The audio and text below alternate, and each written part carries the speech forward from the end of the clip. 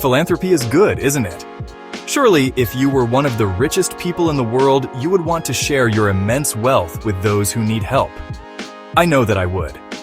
I believe that there comes a point for rich people where adding another million or billion doesn't materially affect them.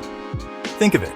You already own the biggest motorboat on the sea, but you've heard that another billionaire has just ordered a boat that's bigger than yours. So what do?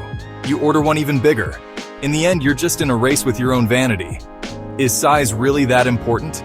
Well, let's get back to philanthropy. So you've got your new boat, now you think it's time to give some money away, but only if your tax advisor agrees.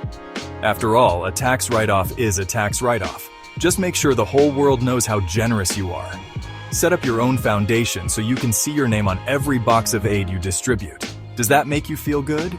Maybe, or maybe not. Jesus had words to say about philanthropy.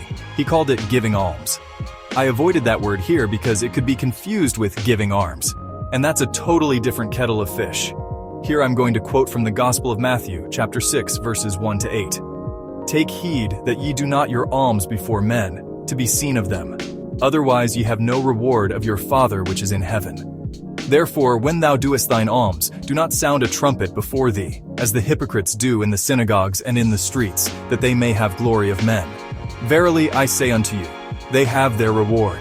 But when thou doest alms, let not thy left hand know what thy right hand doeth, that thine alms may be in secret.